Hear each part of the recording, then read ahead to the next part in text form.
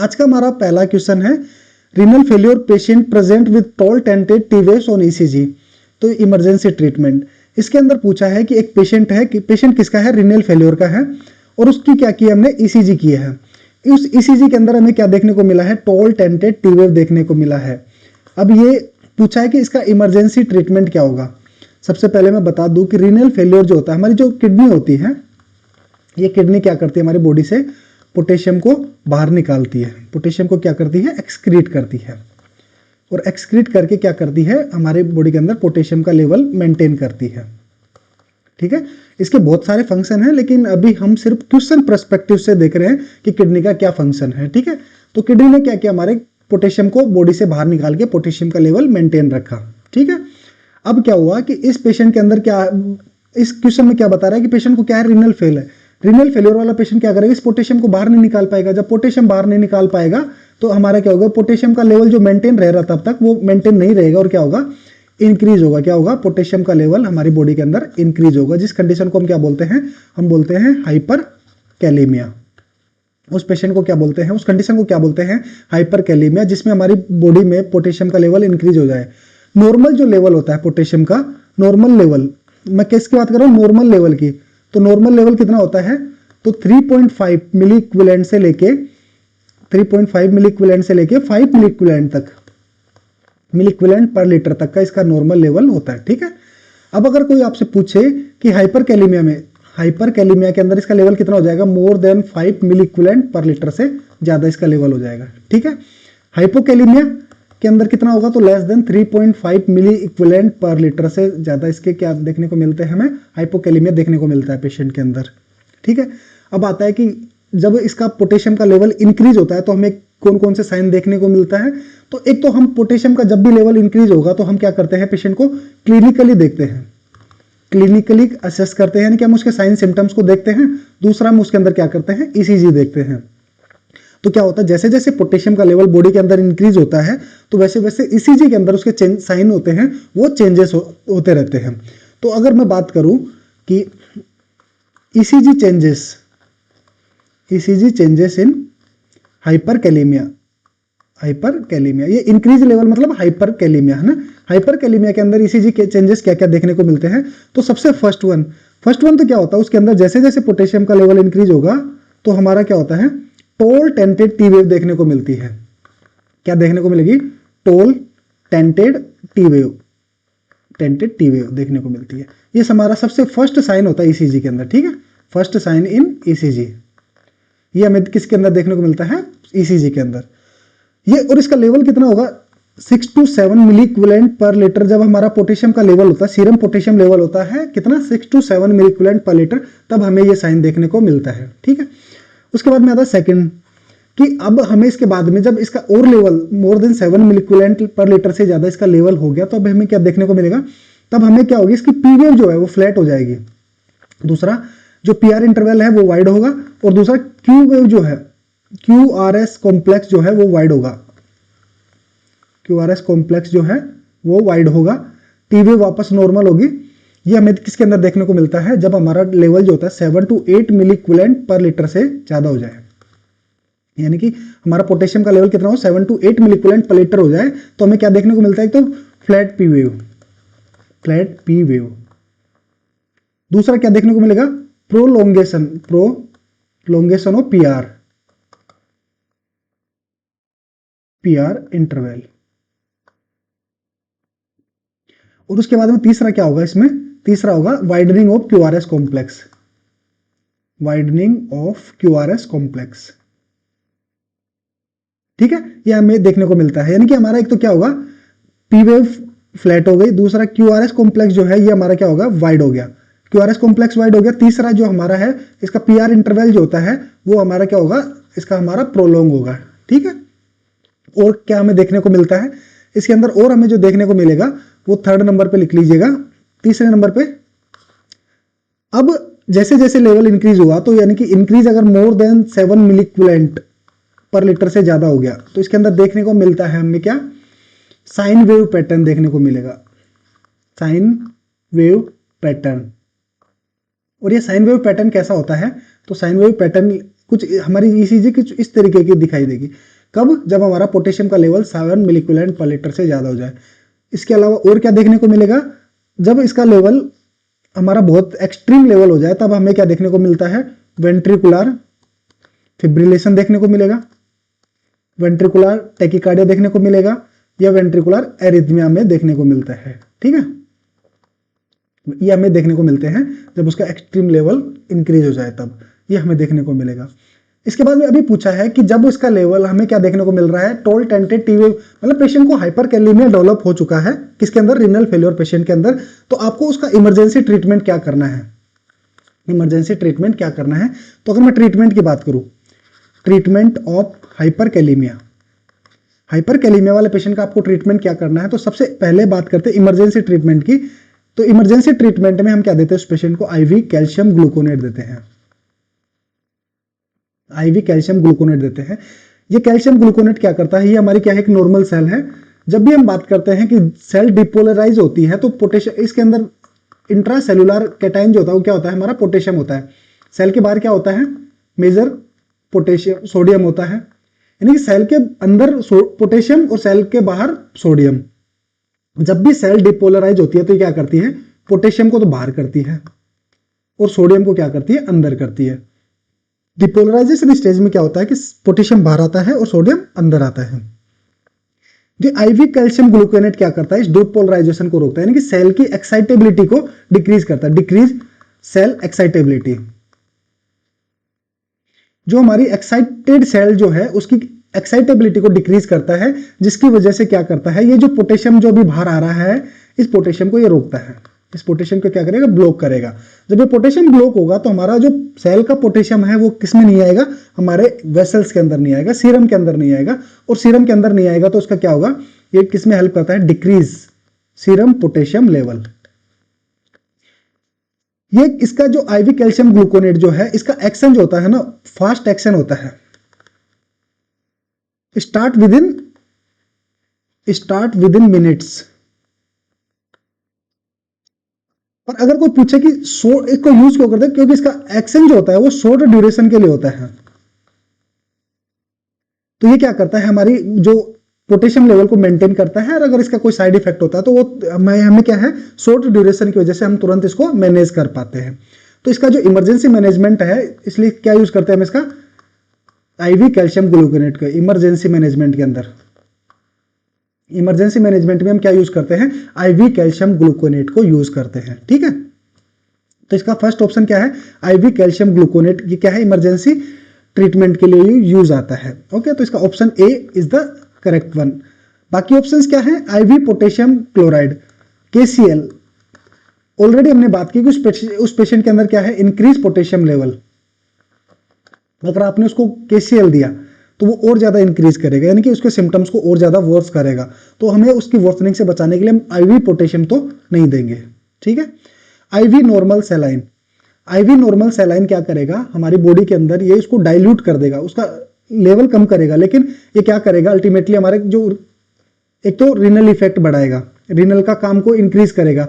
और renal already fail है, kidney already fail है, तो क्या करेगा? जो बॉडी के अंदर वाटर एक्यूमुलेशन है वो इंक्रीज होगा। जब वाटर एक्यूमुलेशन इंक्रीज होगा तो इंक्रीज जैसे ही पानी जब बॉडी के अंदर बढ़ता है तो हमारे जो हमारी एल्वुलाइज के अंदर इकट्ठा होगा, हमारी बॉडी की पेरिटोनियल मेम्ब्रेन के अंदर, पेरिटोनियल कैविटी के अंदर इकट्ठा होगा, और अल्टीमेटली रीनल जो होता है हमारे किडनी का क्या करेगा? वर्कलोड इंक्रीज करेगा। और हम चाहते नहीं कि हमारे जो रीनल फेलियर पेशेंट है उसका हमारा क्या हो? हमारा रीनल का काम बढ़े।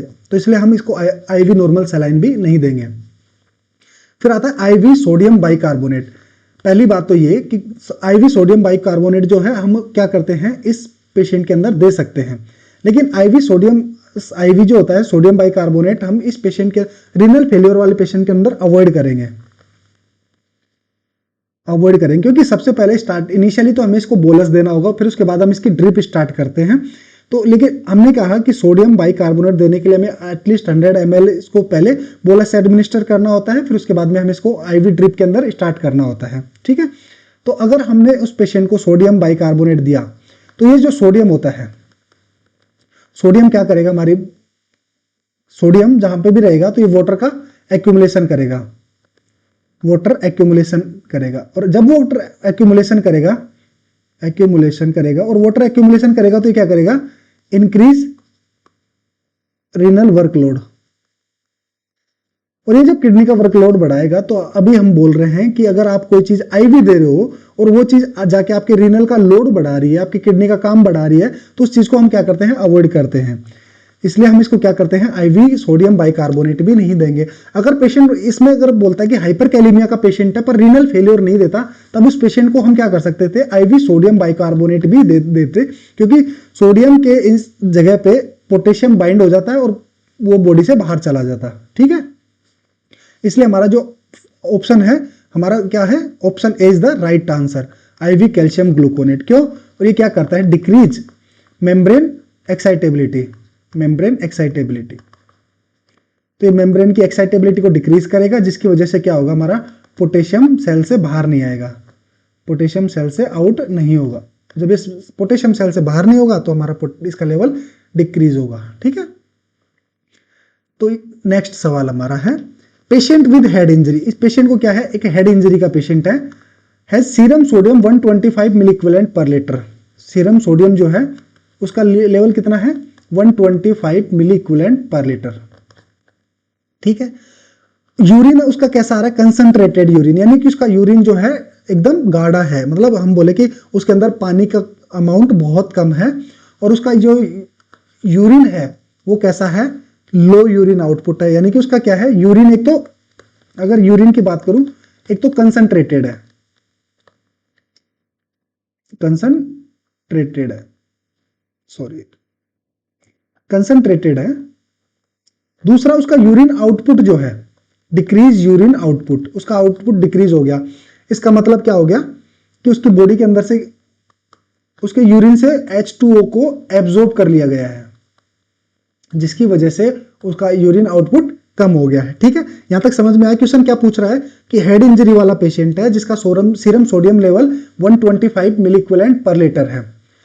नॉर्मल सीरम सोडियम कितना होता है, 135 to 145 milliequivalent per litre, इतना उसका नॉर्मली होना चाहिए। ठीक है, अभी क्या हुआ, उसका 125 मिली इक्विवेलेंट पर लीटर, यानी कि उसका क्या हो गया, सीरम सोडियम कम है, जिसको हम बोलते हैं हाइपोनेट्रीमिया। ठीक है, हाइपोनेट्रीमिया के अंदर क्या होता है कि सीरम का सोडियम हमारा कितना हो जाए, लेस देन 135 मिली इक्विवेलेंट से नीचे आ जाए, उसको हम बोलते हैं हाइपोनेट्रीमिया। ठीक, अब हमारा क्या है कि सीरम सोडियम लो है, कंसंट्रेटेड यूरिन है, यानी कि पानी सारा एब्जॉर्ब कर लिया है, जिसकी वजह से हमारा यूरिन आउटपुट डिक्रीज हो गया। तो हमें डायग्नोसिस बताना है, हमारा क्या है डायग्नोसिस, कि उस पेशेंट को क्या प्रॉब्लम है। एक एक ऑप्शन की बात करते हैं। डायबिटीज इंसिपिडस के अंदर, तो डायबिटीज इंसिपिडस के अंदर हमारा क्या होता है, डिक्रीज एडीएच, यानी कि एंटी डायूरेटिक हार्मोन।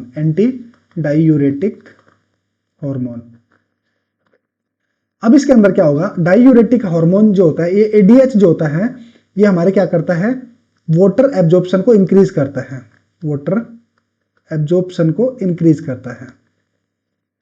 कहां से, हमारी कलेक्टिंग ट्यूब्यूल से या कलेक्टिंग डक्ट से हमारा इंक्रीज करता है।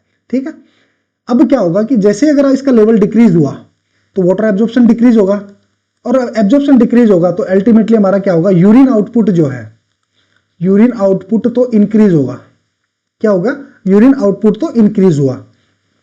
जब यूरिन आउटपुट इंक्रीज हुआ तो हमारा क्या होगा, क्वेश्चन के अंदर तो ऑलरेडी लिखा हुआ है कि लो है, अगर लो है तो हमने इसको फर्स्ट टाइम में ही इसको क्या कर दिया, इस डायबिटीज इंसिपिडस को तो खारिज कर दिया कि उसको डायबिटीज इंसिपिडस तो नहीं होगा। ठीक है, ठीक, सेकंड बात करते हैं हम, इसकी बात कर लेते हैं सेरिब्रल साल्ट वॉस्टिंग की, कि पेशेंट को हेड इंजरी है, हेड इंजरी की वजह से हो सकता है उसको सॉल्ट वॉस्टिंग हो, यानी कि नमक जो है, NaCl जो है वो बॉडी से बाहर जा रहा हो। अगर सोडियम, एक चीज याद रखना, जब भी सोडियम बॉडी से बाहर जाता है, जब भी सोडियम अगर बॉडी से बाहर जाता है, आउट होता है, तो ये क्या करता है, अपने साथ में वाटर लेके जाता है, H2O भी लेके जाता है, इसके साथ जाएगा, यानी कि सोडियम और वाटर एक दूसरे के क्लोज फ्रेंड है। अगर एक फ्रेंड गया तो दूसरा अपने साथ लेके जाएगा दूसरे को। लेकिन इसमें क्या है, अगर इसकी वजह से हाइपोनेट्रीमिया तो पॉसिबल है कि अगर बॉडी से बाहर गया तो सोडियम का लेवल तो डिक्रीज हो सकता है, लेकिन यूरिन आउटपुट तो क्या होगा, इंक्रीज होगा। यूरिन आउटपुट इंक्रीज होगा, इंक्रीज होगा। दूसरा क्या होगा, जो डाइल्यूटेड यूरिन होगा, डाइल्यूटेड यूरिन होगा।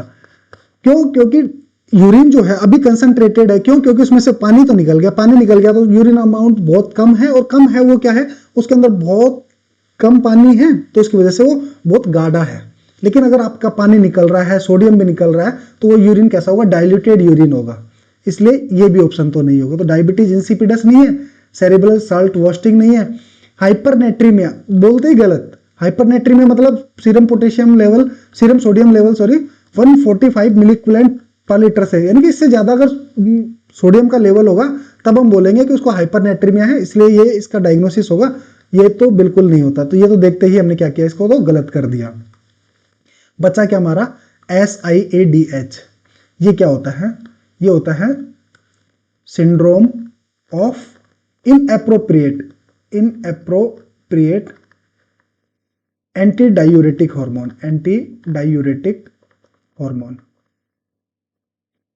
इसके अंदर क्या होता है, इस syndrome of inappropriate anti diuretic hormone के अंदर, इसके अंदर हमारा ADH जो होता है, ADH का लेवल इंक्रीज होता है। ठीक है, इसमें क्या होगा, हमारा ADH हार्मोन जो होता है, एंटी डायूरेटिक हार्मोन जो है, उसका लेवल इंक्रीज होगा। जब ADH का लेवल इंक्रीज होगा तो ये क्या करता है, ये हमारा वाटर एब्जॉर्प्शन को इंक्रीज करता है, वाटर H2O को एब्जॉर्ब करता है, H2O को क्या करता है, एब्जॉर्ब करता है। जब बॉडी के अंदर एब्जॉर्ब करेगा तो इसकी वजह से क्या होगा, एक तो यूरिन आउटपुट डिक्रीज होगा। दूसरा क्या होगा, जब यूरिन आउटपुट डिक्रीज हुआ तो कैसा यूरिन आएगा, कंसंट्रेटेड। क्यों? क्योंकि पानी तो सारा एब्जॉर्ब कर लिया गया है। कंसंट्रेटेड यूरिन देखने को हमें मिलता है किसके अंदर, H2O के अंदर, H2O एब्जॉर्ब हो जाए, और किसके अंदर, SIADH के अंदर, syndrome of inappropriate anti diuretic hormone जो हमारी प्रॉब्लम है उसके अंदर। और क्यों? क्योंकि हमारा ADH का लेवल जो है बहुत ज्यादा इंक्रीज हो गया है इस बॉडी के अंदर, जिसकी वजह से हमें क्या देखने को मिलता है, यूरिन आउटपुट डिक्रीज मिलता है, कंसंट्रेटेड यूरिन देखने को मिलता है। कि सर H2O गया तो सोडियम भी वापस गया होगा, लेकिन सोडियम का भी एब्जॉर्प्शन इंक्रीज होगा, सोडियम भी इंक्रीज होगा, लेकिन पानी इतना ज्यादा एब्जॉर्ब हो गया कि सोडियम डाइल्यूट हो गया। तो जो सीरम सोडियम 125 ml हमें जो देखने को मिल रहा है, मिलिक्यूलेंट पर लीटर जो हमें देखने को मिल रहा है, ये कैसा है, डाइल्यूशनल।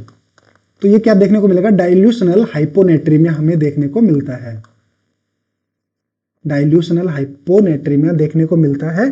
क्यों? क्योंकि बॉडी के अंदर पानी इतना ज्यादा बढ़ गया है कि उसके अंदर जो सोडियम पड़ा है वो नॉर्मल से कहीं ज्यादा, मतलब पानी ज्यादा, उसके अंदर नमक कम, तो वो क्या हो गया, डाइल्यूशनल, मतलब डाइल्यूट हो गया है उस पानी के अंदर।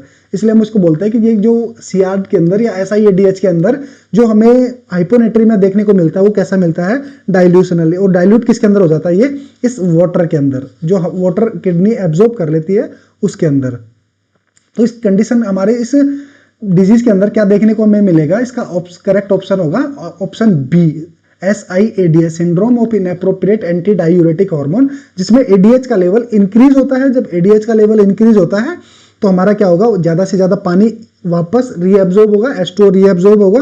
जब हमारा पानी रीएब्जॉर्ब होगा तो हमारा जो सीरम सोडियम लेवल है वो डाइल्यूशनल हाइपोनेट्रीमिया शो करेगा। याद रखना इस चीज को, ठीक है। तो ये भी एक मोस्ट इंपोर्टेंट क्वेश्चन, इसको लिख लेना, क्योंकि इसमें से क्वेश्चन हमेशा आपको देखने को मिलेगा। कुछ भी पूछ सकता है वो कि इसके अंदर हाइपोनेट्रीमिया कैसा है, हाइपोनेट्रीमिया देखने को मिलेगा, तो याद रखना डाइल्यूशनल हाइपोनेट्रीमिया इसके अंदर देखने को मिलेगा। लो यूरिन आउटपुट देखने को मिलेगा, क्यों? क्योंकि हमारा जो एंटी डायूरेटिक हार्मोन है वो क्या करता है, वाटर को रीएब्जॉर्ब कर लेता है, जिसकी वजह से हमारा यूरिन आउटपुट जो होता है वो कंसंट्रेटेड होता है। कंसंट्रेटेड का मतलब जिसके अंदर वाटर का अमाउंट बहुत कम हो, ठीक है। तो मूव करते हैं नेक्स्ट क्वेश्चन पे। अगला क्वेश्चन हमारा है कि patient on frusemide present with muscle weakness. एक पेशेंट है जो क्या कर रहा है, एक हमारी लूप डायूरेटिक मेडिसिन है फ्रूसेमाइड, उसको ले रहा है। तो फ्रूसेमाइड लेने के बाद में उसके अंदर क्या हो रहा है, एक मसल वीकनेस आ रही है, फटीग हो रहा है। और जब हमने उसका ECG किया तो हमें ECG के अंदर क्या देखने को मिला है, हमें U वेव देखने को मिली है। यानी कि ये क्या होता है, P वेव, QRS कॉम्प्लेक्स, ये हमारी T वेव, और एक हमारी क्या है, U वेव है। ये हमारी क्या है, U वेव उसके अंदर देखने को मिली है। उस पेशेंट के अंदर और क्या सिम्टम्स है हमारे, उस पेशेंट के अंदर हमारा मसल्स वीकनेस है और उस पेशेंट के अंदर हमारा फैटिग है। तो याद रखना लूप डायूरेटिक जो है, जो मैं यहाँ पे लिखता हूं कि लूप डायूरेटिक, ये लूप डायूरेटिक्स क्या करते हैं, हमारी बॉडी से पोटेशियम को एक्सक्रीट आउट कर देते हैं, एक्सक्रीट आउट कर देते हैं, जिसकी वजह से बॉडी के अंदर क्या होता है, हमारा हाइपोकैलीमिया डेवलप होता है। क्या डेवलप होगा, हाइपोकैलीमिया। और हाइपोकैलीमिया के अंदर हमें क्या देखने को मिलता है, मसल वीकनेस देखने को मिलती है, हमें फैटिग देखने को मिलता है और हमें यू वेव देखने को मिलती है ईसीजी के अंदर। ठीक है, ये सारे सिम्टम्स हमारे किसके अंदर आते हैं, हाइपोकैलीमिया वाले पेशेंट के अंदर देखने को मिलते हैं। क्वेश्चन में पूछा है कि व्हाट इलेक्ट्रोलाइट इम्बैलेंस, तो इसके अंदर तो हाइपोकैलीमिया इस पेशेंट को हमें देखने को मिलेगा, क्योंकि अभी हमने बात की है कि हाइपरकैलीमिया वाले पेशेंट को, अभी हम फर्स्ट क्वेश्चन में हमने बात की थी कि उसके अंदर क्या क्या सिम्टम्स हमें हाइपरकैलीमिया वाले के अंदर देखने को मिलते हैं। और हाइपरकैल्सीमिया और हाइपोकैल्सीमिया, इसके अंदर तो ये सिम्टम्स हमारे प्रेजेंट नहीं होते हैं। उसके अंदर एटलीस्ट अगर हाइपोकैल्सीमिया वाले पेशेंट के अंदर हमें जैसे चोवेस्टेक साइन है, ये हमें मसल्स वीकनेस देखने को मिल सकती है, मसल क्रैम्प्स देखने को मिल सकते हैं, पर यू वेव्स तो उसके अंदर नहीं आती है। ठीक है, इसलिए इस पेशेंट लूप डायूरेटिक वाले पेशेंट के अंदर क्या डेवलप होता है, हमारा हाइपोकैलीमिया डेवलप होता है। याद रखना क्यों, क्योंकि हमारी ये क्या करते हैं, बॉडी से पोटेशियम को एक्सक्रीट आउट कर देते हैं इस चीज को। तो ध्यान रखना option B is the right answer, hypokalaemia. Next question, maximum potassium IV concentration for peripheral line, यानी कि एक पेशेंट आपके पास में वार्ड में आईसीयू के अंदर एडमिट है, आपको उस पेशेंट का क्या करना है, आईवी पोटेशियम एडमिनिस्टर करना है। अब आपको पूछा है कि कितना कंसंट्रेशन आप उसको, आप पेरिफेरल लाइन से, यानी कि मैं बोलूँ कि उसके हाथ में कैनुला लगा हुआ है, उस कैनुला से आप उसको कितना कंसंट्रेशन तक का मैक्सिमम आईवी पोटेशियम दे सकते हैं। तो याद रखना, पहले तो बात तो ये कि आईवी पोटेशियम को हम कभी भी पेरिफेरल लाइन से नहीं देते हैं। याद रखना, अगर आप फिर भी अगर आप दे रहे हो तो उसके लिए कितना कंसंट्रेशन आप मैक्सिमम यूज कर सकते हैं। तो याद रखना कि नेवर मोर देन 40 मिली इक्विवेलेंट पर लीटर, इससे ज्यादा कभी भी नहीं देना है। इतना आप पेरिफेरल लाइन से आप दे सकते हैं, वो भी विद कॉशियसली। आपको ध्यान से, बिल्कुल ध्यान से आप इसको क्या करना है, आपको पेरिफेरल लाइन से देना है। पहली बात तो आपको इसको अवॉइड करना है, आप इसको सेंटर लाइन से देने की कोशिश करें, क्योंकि आपको कभी भी पोटेशियम जो होता है, अगर आपने जैसे इसको आईवी अगर आपने पोटेशियम दिया तो वो रैपिड इंक्रीज करता है सीरम पोटेशियम लेवल, और अगर serum potassium level rapidly increase आपने किया तो उस पेशेंट को कार्डियक अरेस्ट से उसकी डेथ हो सकती है। इसलिए हम इसको क्या करते हैं, अवॉइड करते हैं पेरिफेरल लाइन से देने के लिए। दूसरा, इसको कभी भी डायरेक्ट आईवी पुश नहीं करना होता, इसको हमें क्या करना होता है, हमें इसको इन्फ्यूजन पंप से देना होता है, इन्फ्यूजन पंप से देना होता है। और अगर आप इसको पेरिफेरल लाइन से दे रहे हो तो डाइल्यूट करके देना है और स्लो देना है। इसलिए हमें जब भी इसको देते हैं तो क्या करते हैं, इन्फ्यूजन पंप का यूज करते हैं, सेंटर लाइन का यूज करते हैं इंस्टेड ऑफ पेरिफेरल लाइन। तो we have to use centre line instead of peripheral line, because it will cause, if you are giving with peripheral line, then it will cause phlebitis और potassium burn. क्योंकि potassium burn की injury भी बहुत dangerous होती है, खतरनाक होती है। कभी आप जब अपने वार्ड में ड्यूटी करते हैं, जो ऑलरेडी ड्यूटी कर रहे हैं उनको पता है, और जो नहीं, जो आगे आने वाले टाइम में, जो अभी एम्स जब आपको मिलेगा और आप ड्यूटी करेंगे तब आपको इसके इंस्ट्रक्शंस मिलेंगे कि आपको आईवी पोटेशियम को किससे देना है, इन्फ्यूजन पंप से देना है, या फिर आपको इसको बहुत ज्यादा डाइल्यूट करके एडमिनिस्टर करना है। लेकिन फिर भी क्वेश्चन पूछ ले कि कितना मैक्सिमम कंसंट्रेशन आप दे सकते हैं, तो आपको याद रखना है कि मैक्सिमम कंसंट्रेशन है 40 मिली इक्विवेलेंट पर लीटर, इससे ज्यादा हम पेरिफेरल लाइन से इंसर्ट नहीं करेंगे। अगर आपने किया तो उस पेशेंट को 100% चांसेस है कि उस पेशेंट को क्या डेवलप हो जाएगा, फ्लेबाइटिस, थ्रोम्बोफ्लेबाइटिस उस पेशेंट के अंदर डेवलप हो जाएगा। और अगर एक्स्ट्रा वेसेशन हो गया तो उसकी वजह से उस पेशेंट को पोटेशियम बर्न देखने को मिल सकता है, जिसका सीवियर स्कार फॉर्मेशन होता है। याद रखना इस चीज को। तो इसका ऑप्शन होगा ऑप्शन सी। ठीक है, नेक्स्ट क्वेश्चन हमारा, the most sensitive test for monitoring heparin therapy. तो मोस्ट सेंसिटिव टेस्ट क्या है हमारा हिपेरिन थेरेपी को मॉनिटर करने के लिए? तो इसमें हमारा पहला है पीटी, प्रोथ्रोम्बिन टाइम, PTINR जो टेस्ट होता है, ये हम किसको चेक करने के लिए, तो हम जब भी पेशेंट वॉरफेरिन थेरेपी पे होता है, वॉरफेरिन थेरेपी पे होता है, तब हम उस पेशेंट को क्या एडमिनिस्टर कर, तब हम क्या चेक करते हैं, PTINR का लेवल, इंटरनेशनल नॉर्मलाइजेशन रेशियो, उसका चेक करते हैं। ब्लीडिंग टाइम हमें जो होता है, BT जो टाइम होता है, ये पेशेंट का प्लेटलेट स्टेटस को चेक करने के लिए, प्लेटलेट स्टेटस को चेक करने के लिए हम क्या करते हैं, ब्लीडिंग टाइम को देखते हैं। एक्टिवेटेड पार्शियल थ्रोम्बोप्लास्टिन टाइम जो होता है, ये हमें हिपेरिन थेरेपी के अंदर चेक करना है, हिपेरिन थेरेपी के अंदर चेक करना है। थ्रोम्बिन टाइम ये जो होता है हमारा, जो फिब्रिनोजन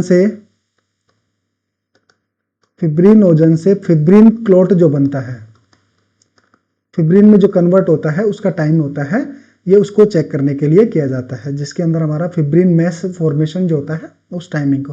तो हमारा ऑप्शन क्या है, हमारा क्वेश्चन क्या है कि 10 टेस्ट मोस्ट सेंसिटिव, जो हमारा किसके लिए most sensitive test, heparin therapy के लिए, तो हमारा option C, activated partial thromboplastin time जो होता है, ये हमारा किसके लिए यूज करते हैं, हम हिपेरिन थेरेपी को टेस्ट करने के लिए, कि हिपेरिन थेरेपी का कितना इफेक्ट हमारी बॉडी के अंदर हो रहा है, उसके लिए हम APTT करते हैं। ठीक है, ऑप्शन सी। नेक्स्ट क्वेश्चन हमारा, which pathway of coagulation is initiated by tissue damage and involve factor 7। पूछा है कि आपका ये कोई एक, मैं ब्लड वेसल्स का एग्जांपल लेता हूं, ये आपकी कोई ब्लड वेसल्स है और ये ब्लड वेसल्स आपके डैमेज हो गए यहां से, ठीक है, यहां से ये डैमेज हो गई है। तो पूछा कि which pathway of coagulation is initiated by tissue damage and involve factor 7, कि intrinsic pathway, extrinsic pathway, common pathway और फिब्रिनोलाइटिक पाथवे, कि पहला है इंट्रिंसिक पाथवे।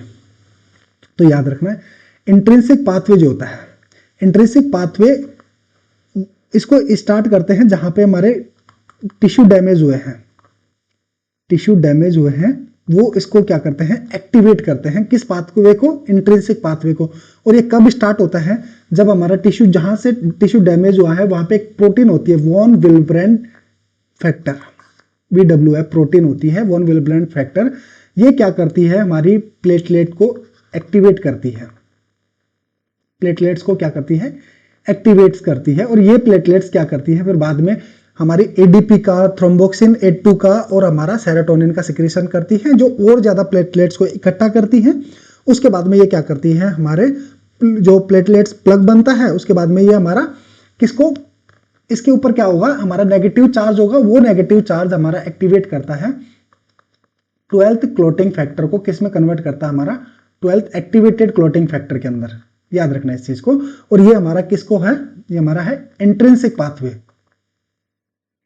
Intrinsic pathway. तो इसमें क्या होगा कि 12 नंबर 11 को, 11 नंबर 9 को और 9 नंबर जाके 10 को एक्टिवेट करता है। पर इसमें पूछा है कि जो हमारा 7th टिश्यू फैक्टर, जो हमारा क्लोटिंग फैक्टर 7 है, उसको इंक्लूड करे। इसमें तो 7 नहीं आया, तो इसके लिए हम क्या करते हैं, इंट्रिंसिक को तो हटाते हैं, कि इसमें तो हमारा क्या नहीं आया, हमारा 7 नंबर का क्लोटिंग फैक्टर नहीं आया। एक्सट्रिंसिक, ये हमारी क्या थी कि ये तो एग्जैक्ट हमारे यहां से डैमेज हुआ, लेकिन जो हमारी एंडोथीलियम है, एंडोथीलियम है, ये एंडोथीलियम क्या करती है, हमारा एक्टिवेट करती है किसको, क्लोटिंग फैक्टर 3 को, क्लोटिंग फैक्टर 3 को। और ये 3 फैक्टर जो होता है किसको एक्टिवेट करता है, जैसे ये हमारा, ये यहां पे एक्टिवेट हुआ 3rd A, इसने एक्टिवेट किया, और ये किसको एक्टिवेट करता है, इस 7th को एक्टिवेट करता है और इसको एक्टिव फॉर्म में लेके आता है, 7 एक्टिवेटेड फॉर्म। तो ये किसके अंदर आता है हमारा, ये हमारा आता है एक्सट्रिंसिक पाथवे के अंदर, एक्सट्रिंसिक पाथवे है। तो दोनों डैमेज वेसल के आसपास में। ये तो क्या होता है कि जो डैमेज टिश्यू है वो एक्टिवली पार्टिसिपेट कर रहे हैं, इसलिए इसको बोलते हैं इंट्रिंसिक पाथवे, जो अंदर से स्टार्ट हो रहा है, जो डैमेज टिश्यू से स्टार्ट हो रहा है। एक्सट्रिंसिक पाथवे जो हमारे इसके नियर बाई जो एंडोथीलियम जो होती है ना, वो एक्टिवेट कर रही है किसको, क्लोटिंग फैक्टर 3 को। और ये क्लोटिंग फैक्टर 3 एक्टिवेट कर रहा है क्लोटिंग फैक्टर 7 को। तो इसलिए ये जो इसका सराउंडिंग एरिया है, या फिर हम बोले कि एक्टिवेट, जो हमारे डैमेज टिश्यू उसके बाहर का जो रीजन है, वो हमारा एक्टिवेट कर रहा है इस पाथवे को। तो इसलिए हम इसको बोलते हैं एक्सट्रिंसिक पाथवे। ये कैसे होता है, 3 एक्टिवेट करता है 7 को, 7 एक्टिवेट करता है 10 को, और ये इसमें भी 10 आ गया, इसमें भी 10 आ गया, उसके बाद में जो आगे चलता है उसको हम बोलते हैं कॉमन पाथवे, और वो अल्टीमेटली हमारा फिब्रिन क्लोट का फॉर्मेशन करता है। इंट्रिंसिक और extrinsic 10th number clotting factor के बाद में आगे जाके ये कॉमन पाथवे में कन्वर्ट हो जाते हैं। यार जब अभी मैं इसकी एक थ्योरी क्लास लूंगा उसमें मैं आपको इजीली बता दूंगा, ठीक है।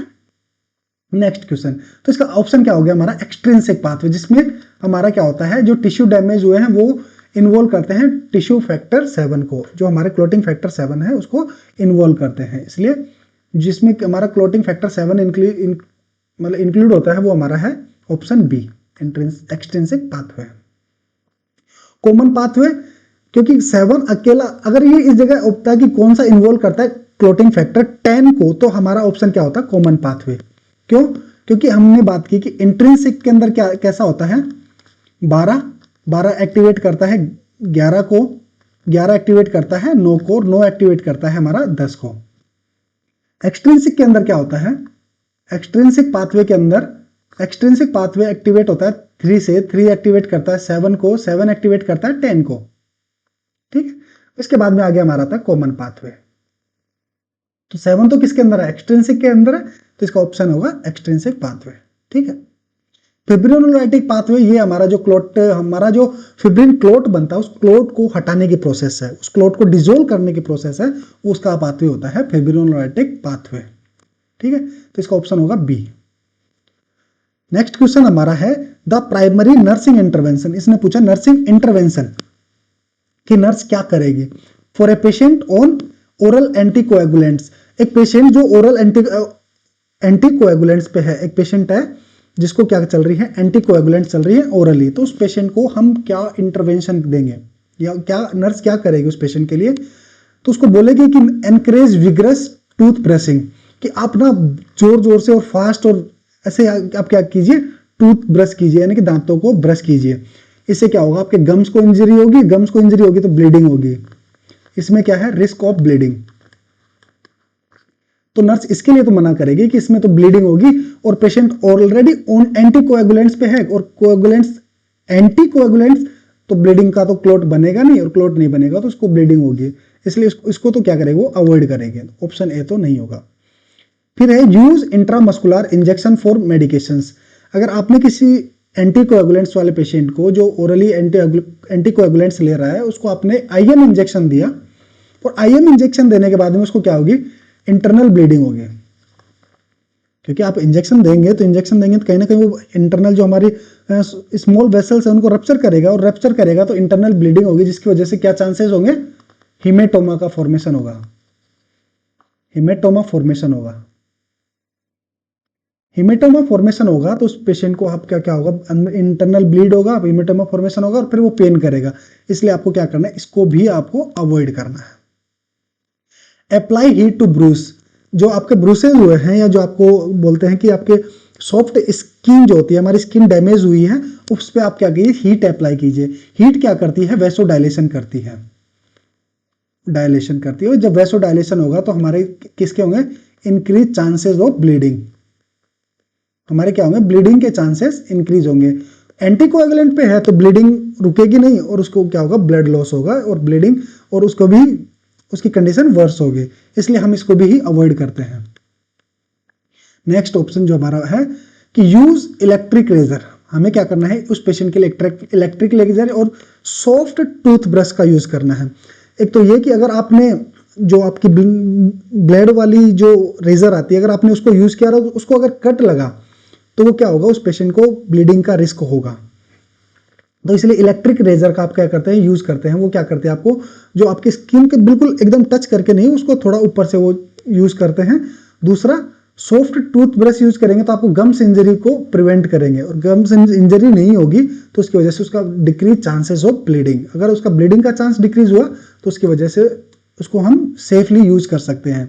तो इसलिए ऑप्शन डी जो है, तो उसको हम क्या करेंगे, इलेक्ट्रिक रेजर यूज करने के लिए देंगे, और सॉफ्ट टूथ ब्रश देंगे, जिसकी वजह से उसके चांसेस होंगे decrease chances of bleeding, decrease chances of bleeding, ठीक है। इसलिए हम इस क्वेश्चन का राइट आंसर होगा ऑप्शन डी, ठीक है। नेक्स्ट क्वेश्चन हमारा है thrombocytopenia is defined as platelet count below. Thrombocytes, platelets जो होती हैं, प्लेटलेट्स के लिए हम एक वर्ड यूज करते हैं थ्रोम्बोसाइट्स। थ्रोम्बोसाइट्स नॉर्मली इनका बॉडी में लेवल कितना होगा, नॉर्मल लेवल इन बॉडी, तो इनका नॉर्मल लेवल जो होता है वो होता है 1.5 लाख से 4.5 लाख तक। तो कितना होगा इसका, 1.5 लाख से 4.5 लाख तक इसका नॉर्मल लेवल होता है। पूछा है कि थ्रोम्बोसाइटोपिनिया कब बोलेंगे, जब इसका लेवल मोर देन 1.5 लाख से कम होगा, 1.150 लाख पर mm³ से कम होगा, तब इसको हम क्या बोलेंगे, थ्रोम्बोसाइटोपिनिया। यानी कि 1.5 लाख से कम अगर इसका लेवल है तब हम इसको बोलेंगे थ्रोम्बोसाइटोपिनिया। थ्रोम्बोसाइटोपिनिया जब इसका लेवल 1.5 लाख से इसका लेवल कम हो, 1.5 लाख से लेवल इसका कम हो गया, तो थ्रोम्बोसाइटोपिनिया। अब क्या होता है, इंक्रीज चांसेस ऑफ ब्लीडिंग। इसके कब ब्लीडिंग के चांसेस बढ़ जाते हैं, तो जब इसका लेवल लेस देन 50,000 हो जाए, जब 50,000 से नीचे इसका लेवल आ जाए तो चांसेस हो जाते हैं, ब्लीडिंग के चांसेस इंक्रीज हो जाते हैं। और अपने आप ब्लीडिंग होना, स्पॉन्टेनियस ब्लीडिंग के चांसेस कब इंक्रीज होंगे, स्पॉन्टेनियस ब्लीडिंग के जब लेवल लेस देन 20,000 हो जाए। अगर 20,000 से लेवल अगर इसका लो आ गया प्लेटलेट्स का, तो उसको स्पॉन्टेनियस मतलब खुद से ब्लीडिंग, कान से हो सकती है, आंख में हो सकती है, नाक से हो सकती है, कहीं से भी उसको ब्लीडिंग स्टार्ट हो सकती है, वो कितना, लेस देन 20,000। जब भी इसका लेवल अगर 50,000 से हो जाए तो आपको क्या करना है, उस पेशेंट को हॉस्पिटल में एडमिट करना है, ताकि उसको जो इसका लेवल अगर डिक्रीज होता है तो उसको किसी तरीके से उसको मैनेज किया जा सके। इसलिए हमें इस पेशेंट को क्या करना होता है, इस पेशेंट को हमें रेडीमेड प्लेटलेट्स इन्फ्यूज करने होते हैं। ठीक है, तो इसका ऑप्शन होगा बी। कितना लेवल, अगर उसका 1.5 लाख से कम अगर उसका लेवल हो गया तो उस पेशेंट को हम बोलेंगे थ्रोम्बोसाइटोपिनिक पेशेंट। ठीक, next question, which of the following promotes platelet aggregation. अभी हमने क्वेश्चन में बात की थी कि हमारी जो ये क्या है, एक ब्लड वेसल्स है, और इस ब्लड वेसल्स में यहाँ पे क्या हो गया है, डैमेज है। ठीक है, यहां से हमारी ब्लड वेसल्स डैमेज हो गई, ये इसने यहां से क्या किया, कुछ एक प्रोटीन रिलीज की जिसको हम बोलते हैं वॉन विलिब्रेंड फैक्टर। ये वॉन विलिब्रेंड फैक्टर क्या करता है, VWF जो होता है, वॉन विलिब्रेंड फैक्टर, ये हमारी प्लेटलेट्स को एक्टिवेट करता है। ये हमारी प्लेटलेट्स को क्या करेगा, एक्टिवेट करेगा। और ये प्लेटलेट जो एक्टिवेटेड प्लेटलेट्स हैं, ये वो इसमें क्या करेंगे, आगे ये हमारी प्लेटलेट्स, इससे हमारी ये प्लेटलेट्स क्या हो गई, जुड़ गई है। फिर ये प्लेटलेट्स क्या करती हैं, हमारी सिक्रेट करती हैं तीन, ये एक्टिवेटेड प्लेटलेट्स हैं, ये हमारी 3 मटेरियल सिक्रेट करती हैं। फर्स्ट वन हमारी ये सिक्रेट करेगी ADP, दूसरा हमारा ये सिक्रेट करेगी थ्रोम्बोक्सिन A2, और तीसरा हमारा ये सिक्रेट करती है सेरोटोनिन। सेरोटोनिन सिक्रेट करती है। ठीक है, ADP और थ्रोम्बोक्सिन A2 जो होती है, एडेनोसिन डाइफॉस्फेट, ADP की फुल फॉर्म क्या होती है, एडेनोसिन डाइफॉस्फेट, और थ्रोम्बोक्सिन A2 ये जो होते हैं हमारा, ये तो क्या करते हैं, फिर हमारी जो और ब्लड के अंदर जो प्लेटलेट्स हैं, इनको ये क्या करते हैं, एक्टिवेट करते हैं। ये आएंगे, इनको एक्टिवेट करेंगे। ठीक है, और जो थ्रोम्बोक्सिन A2 और सेरोटोनिन ये दोनों मिला के, यानी कि मैं इधर लिखता हूं, एक तो ADP प्लस में थ्रोम्बोक्सिन A2, ये दोनों मिला के क्या करते हैं, एक्टिवेट मोर प्लेटलेट्स। ठीक है, और दूसरा ये थ्रोम्बोक्सिन A2 प्लस में सेरोटोनिन, सेरोटोनिन ये दोनों मिला के क्या करते हैं, ये हमारे वेसो कॉन्स्ट्रिक्शन करते हैं। क्या करेंगे, ये वेसो कॉन्स्ट्रिक्शन, यानी कि हमारी जो जहां से ये वेसल्स डैमेज हुई है, इसको कॉन्स्ट्रिक्ट करने की कोशिश करेंगे, जिससे डिक्रीज चांसेस ऑफ ब्लीडिंग, जिससे हमारी ब्लीडिंग के चांसेस डिक्रीज हो जाए। तो क्वेश्चन में क्या पूछा है कि which of the following promotes platelet aggregation, कि कौन सा है जो इसमें से क्या करता है, प्लेटलेट को एग्रीगेशन का मतलब उनको इकट्ठा करता है, उनको इकट्ठा करने में या चिपकने में हेल्प करता है। तो प्रोस्टासाइक्लिन, प्रोस्टासाइक्लिन जो होता है हमारा PGI2, प्रोस्टासाइक्लिन, प्रोस्टाग्लैंडिन I2 जो होता है उसको बोलते हैं प्रोस्टासाइक्लिन। ये हमारा क्या करता है, इनएक्टिवेट करता है प्लेटलेट्स को, इनएक्टिवेट प्लेटलेट, ठीक है। ये हमारा क्या करेगा, प्लेटलेट्स को इनएक्टिवेट करेगा। जब ये इनएक्टिवेट कर देगा प्लेटलेट्स को, मैं दोबारा लिखता हूं यहां पे, इनएक्टिवेट करता है, इनएक्टिवेट प्लेटलेट्स। जब ये प्लेट को इनएक्टिवेट ही कर देगा तो प्लेटलेट आपस में एग्रीगेट ही नहीं होंगे, जब एग्रीगेट नहीं होंगे तो प्लेटलेट प्लग नहीं बनेगा और ब्लीडिंग नहीं रुकेगी। नाइट्रिक ऑक्साइड जो होता है ये हमारा क्या होता है, ये वैसोडायलेटर है, पोटेंट वैसोडायलेटर है, वैसोडायलेटर। और जो वैसोडायलेटर होते हैं इनका काम होता है कि वेसल्स को डायलेट करना। जब वेसल्स डायलेट हो जाएंगे तो हमारा क्या होंगे, डिक्रीज चांसेस ऑफ कोएगुलेशन, यानी कि ऐसे लिख लो, increase chances of bleeding, increase chances of bleeding, increase chances of bleeding, ऐसे लिख लो ना। थ्रोम्बोक्सिन A2 ये क्या करती है, प्लेटलेट एग्रीगेशन को इंक्रीज करती है, प्लेटलेट एग्रीगेशन को इंक्रीज करेगी, ठीक है। हिपेरिन जो होता है ये हमारा क्या होता है, नेचुरल एंटीकोएगुलेंट्स होता है। ये क्या करता है, हमारे नेचुरल एंटीकोएगुलेंट्स होता है जो हमारे ब्लड को कोएगुलेशन को रोकता है। इसलिए जब भी हमारे चोट लगती है तो हमारा जो थ्रोम्बोक्सिन A2 जो होता है, जो हमारा किससे सिक्रीट होता है, हमारी एक्टिवेटेड प्लेटलेट से। सिक्रीट कहां से होगा, याद रखना, ये हमारा सिक्रीट होगा, सिक्रीट फ्रॉम, लिख लेना इस चीज को, क्योंकि एक बार क्वेश्चन आया हुआ है कि प्लेटलेट्स क्या सिक्रीट करती हैं। ये क्वेश्चन पूछा हुआ है, मेरे को एग्जैक्टली याद नहीं है, लेकिन पूछा था कि प्लेटलेट्स जो होती हैं वो क्या सिक्रीट करती हैं। उसमें पूछा था सेरोटोनिन का, उसमें से ऑप्शन था सेरोटोनिन, करेक्ट ऑप्शन था।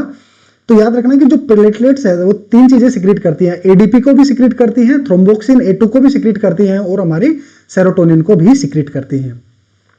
एडीपी प्लस थ्रोम्बोक्सिन A2 ये मिलकर प्लेटलेट एग्रीगेशन को इंक्रीज करते हैं।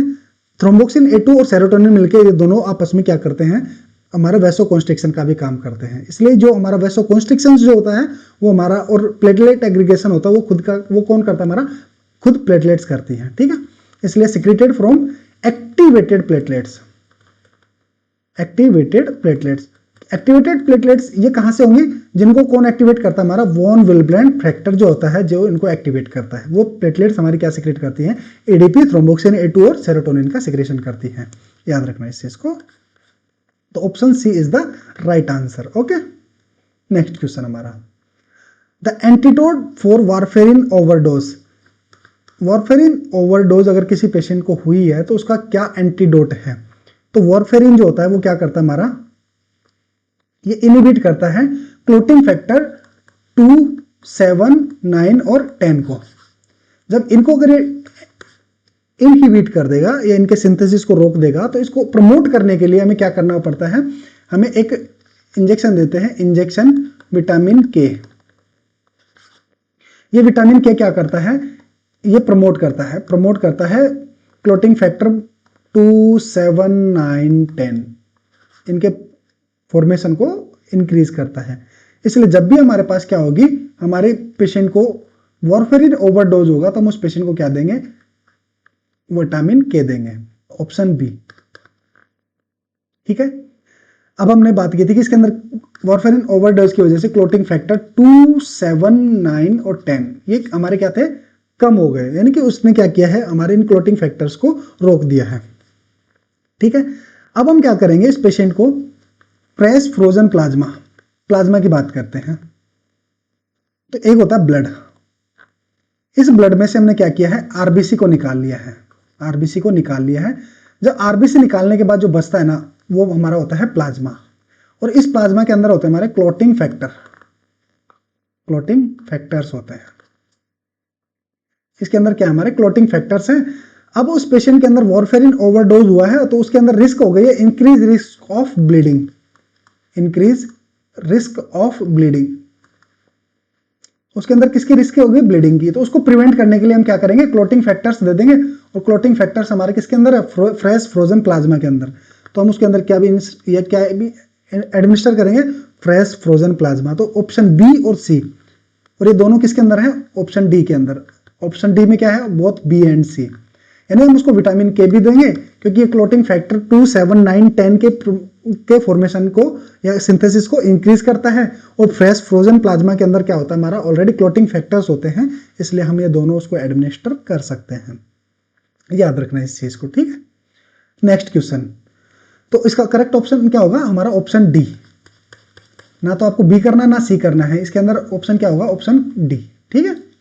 Next, a nurse is a caring for a patient with indwelling urinary catheter. एक पेशेंट है जिसको क्या लगा हुआ है, हमारा कैथेटर लगा हुआ है। तो विच एक्शन इज मोस्ट इंपॉर्टेंट, कि कौन सा एक्शन है जो मोस्ट इंपॉर्टेंट है किसके लिए, कोटी के लिए, यानी catheter associated urinary tract infection से बचाने के लिए कौन सा नर्सिंग एक्शन मोस्ट इंपॉर्टेंट है। Emptying the drainage bag every 8 hour, cleansing the perineal area with antiseptic solution twice daily, और maintaining a close drainage system, और irrigating the catheter with normal saline daily.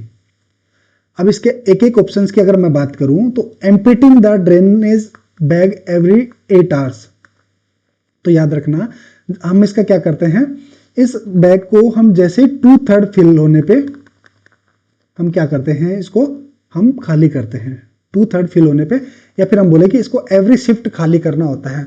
इसलिए याद रखना कि अगर आप 8 घंटे का वेट नहीं करेंगे कि इसको एवरी 8 आवर्स में फिक्स कर दिया कि मैं तो इसको आज मैंने अभी खाली किया, इसके बाद में 8 आवर्स बाद में, ना।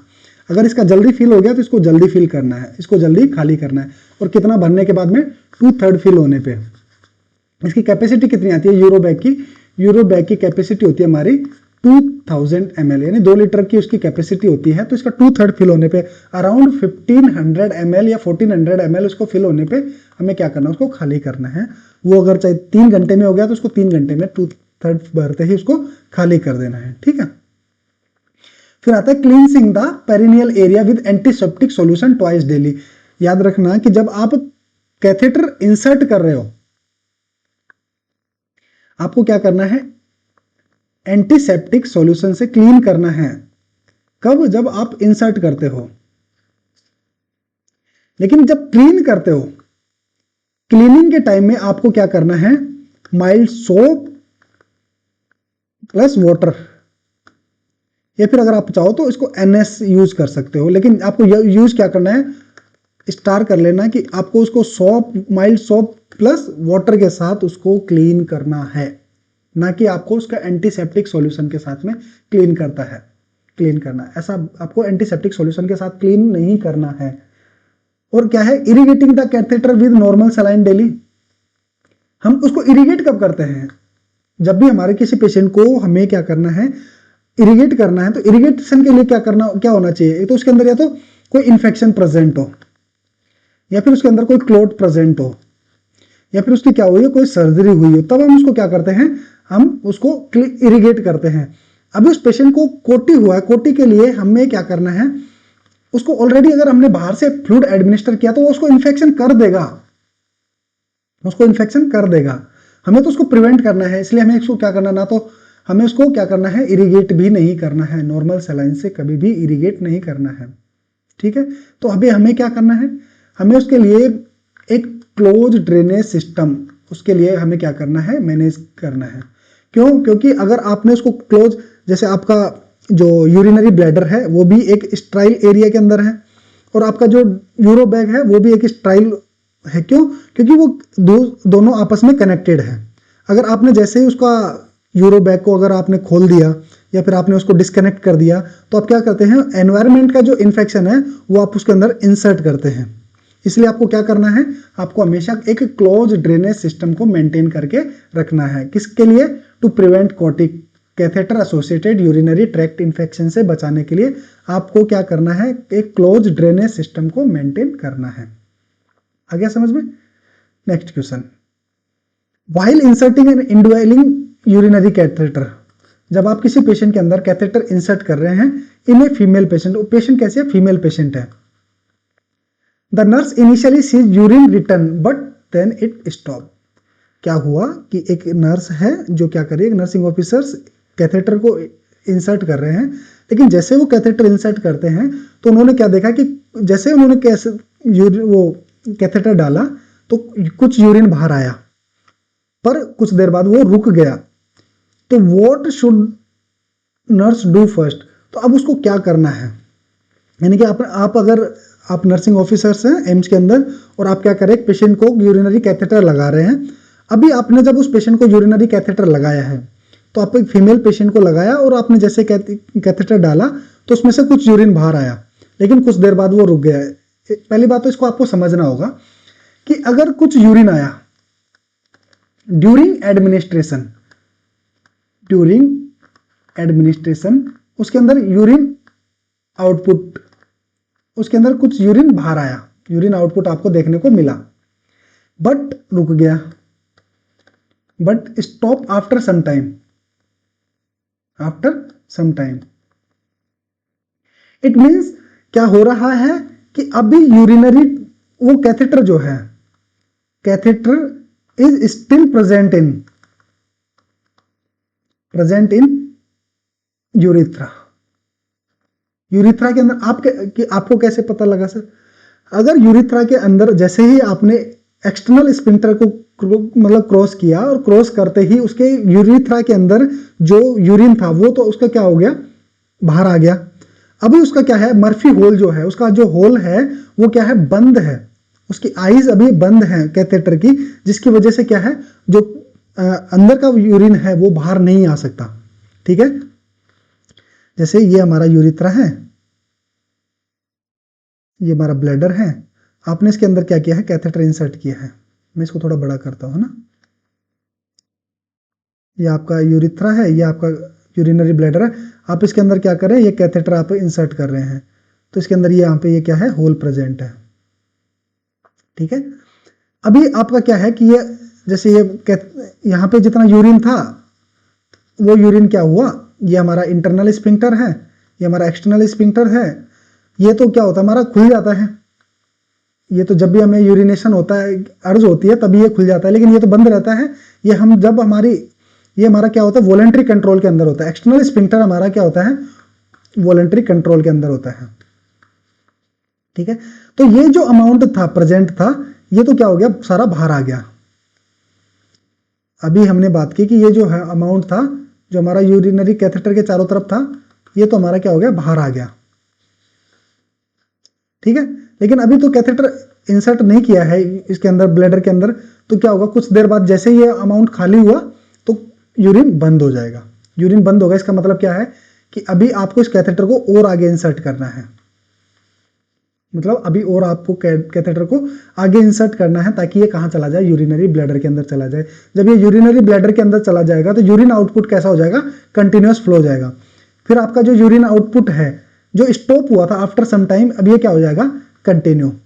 लेकिन कब होगा ये कंटिन्यू, जब आपको इसको क्या करना है, यूरिन इस कैथेटर को और आगे इंसर्ट करना है। ठीक है, तो क्या करना है, remove and re insert a large catheter. क्यों करना है, जब हमें एक पता है कि अगर आप लार्ज कैथेटर इंसर्ट करोगे तो वो क्या करेगा, ट्रोमा कोज कर देगा, इसलिए रिमूव तो करना ही नहीं है। जब आपका सही कैथेटर जा रहा है तो आपको क्या करना है, इसको और आगे पुश करना है। Inflate the balloon and withdraw slightly, ये हम क्या करते हैं, इसको inflate the balloon and withdraw slightly, ये हम करते हैं उसको to place in a correct position, in a correct position. पर अभी आपको हमने क्या बोला कि अभी आप जो हमारा कैथेटर है वो कहां पे है, अभी तो हमारा कैथेटर किसके अंदर है, यूरिथ्रा के अंदर है। अगर आपने उसका बैलून इन्फ्लेट कर दिया तो इन्फ्लेट करते ही तो उसको यूरिथ्रल इंजरी हो जाएगी, यूरिथ्रल इंजरी हो जाएगी। तो यूरिथ्रल इंजरी से बचाने के लिए आपको क्या करना है, उसको अभी इन्फ्लेट नहीं करना है, अभी उसको और आगे एडवांस करना है। और इरिगेट विद स्ट्राइल वाटर, उसको स्ट्राइल क्यों करना है, अभी आपको नीड ही नहीं है, पहले आप उसको फिक्स करिए, अगर उसके बाद में आपको जरूरत है उसको इरिगेट करने की तो आप इसको स्ट्राइल वाटर से इरिगेट कर सकते हैं। तो ये भी तो हम उसको लार्ज कैथेटर भी इंसर्ट नहीं करेंगे, उसको अभी हमें रिपोजिशन करना ही नहीं है, पहले हमें उसको उसके करेक्ट प्लेस तक लेके जाना है और उसको इरिगेट भी नहीं करना है। तो अभी हमें क्या करना है, एडवांस द कैथेटर फर्दर, हमें क्या करना है, कैथेटर को और आगे एडवांस करना है या मूव करना है, या हमें उसको यूरिथ्रा के अंदर या ब्लैडर के अंदर इंसर्ट करना है। तो हमारा option C is the right answer. कभी भी इन्फ्लेट नहीं करना। यूरिथ्रा के अंदर कभी भी ब्लैडर का जो बैलून है उसको, जो कैथेटर का बैलून है, कभी भी उसको वो इन्फ्लेट नहीं करना है, अदरवाइज वो क्या करेगा, यूरिथ्रल इंजरी कोज कर देगा। याद रखना इस चीज को, ठीक है। तो यह था हमारा, इसका option C is the right answer. Next question हमारा है कि इसमें 3 इमेजेस हैं और आपको इन तीनों इमेजेस के नाम बताने हैं।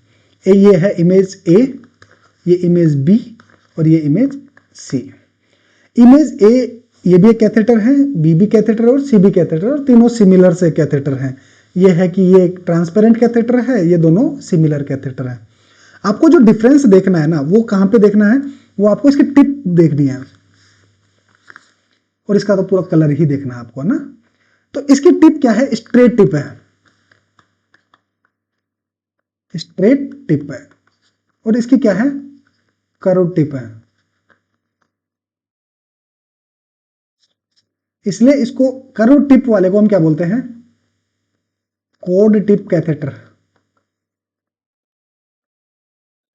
यानी कि जिसकी क्या है, टिप थोड़ी सी कर्व हो। और ये किस पेशेंट के लिए यूज करते हैं, यूज फॉर जिस पेशेंट का एनलार्ज प्रोस्टेट हो, एनलार्ज प्रोस्टेट, यानी कि जिसकी प्रोस्टेट ग्लैंड क्या हो, बड़ी हुई हो, जिसकी प्रोस्टेट ग्लैंड की साइज बड़ी हुई हो, उसके लिए हम उसको प्रोस्टेट ग्लैंड, जिसकी प्रोस्टेट ग्लैंड की साइज इंक्रीज हो, उसके लिए हम क्या यूज करते हैं, कोड टिप कैथेटर यूज करते हैं, जिसकी टिप आगे से क्या होती है, मुड़ी हुई होती है। ये हमारा क्या है, फॉलेस कैथेटर है, फॉलेस कैथेटर है, ठीक है, जिसकी कैसी होती है, स्ट्रेट टिप होती है। ये हमारा क्या है, सिलिकॉन कैथेटर है। ये जो हमारा ऑप्शन सी जो है, ये कैसा है, हमारा सिलिकॉन कैथेटर है, और इसको हम क्या करते हैं, लॉन्ग ड्यूरेशन के लिए यूज करते हैं। किसी पेशेंट को अगर लंबे टाइम तक कैथेटर रखना हो, या फिर किसी को लेटेक्स एलर्जी हो, उस पेशेंट के लिए यूज करते हैं, लेटेक्स एलर्जी वाले पेशेंट को, क्योंकि ये सिलिकॉन का बना होता है, जबकि ये दोनों जो होते हैं, ये दोनों किसके बने होते हैं, हमारे लेटेक्स के। फॉलिस कैथेटर जो होता है किसका बना होता है, हमारा लेटेक्स का बना होता है। इसलिए हम क्या करते हैं, जिस पेशेंट को अगर लेटेक्स एलर्जी है तो उसको हम क्या करते हैं, सिलिकॉन कैथेटर यूज करते हैं, ठीक है। तो यहां तक था हमारा आज का सेशन। तो इसके लिए जाते जाते कुछ लाइन है कि मंजिल तो मिल ही जाएगी, भटकते ही सही, गुमराह तो वो हैं जो घर से निकले ही नहीं। इसका मतलब है कि अगर आपको आपकी मंजिल को पाना है तो आपको मेहनत करनी पड़ेगी। अगर आप चाहें कि मैं तो बिना मेहनत करे मेरा एम्स में सिलेक्शन हो जाए, या मेरे को कुछ मिल जाए, या मेरी मंजिल मिल जाए, तो वो पॉसिबल नहीं है। अगर आपको आपकी मंजिल पाना है तो आपको मेहनत करना होगा, आपको मेहनत करना होगा। ये जो मेहनत है, अगर सफलता जो होती है, सफलता की सिर्फ एक ही चाबी है, मेहनत, कि जो हार्ड वर्क करेगा, जो स्मार्ट वर्क करेगा, एक दिन सक्सेस उसको मिलके रहेगी। इसलिए हार्ड वर्क, स्मार्ट वर्क करिए और अपनी सक्सेस को प्राप्त करिए। अगर आपको लगता है कि आपको बिना कुछ करे अगर आपको मंजिल मिले, तो वो तो पॉसिबल नहीं है। इसलिए मंजिल तो मिल ही जाएगी, भटकते ही सही, गुमराह तो वो हैं जो घर से निकले ही नहीं। और इसके साथ में एंड करते हैं आज के हमारे सेशन का। Thank you so much. जो हमारे यहाँ इस चैनल पे जो नए हैं, प्लीज चैनल को सब्सक्राइब कर लीजिए। अगर आपको कोई प्रॉब्लम हो तो आप अपना आंसर या अपना क्वेरी जो है वो प्लीज कमेंट बॉक्स में दे दीजिए। Thank you so much.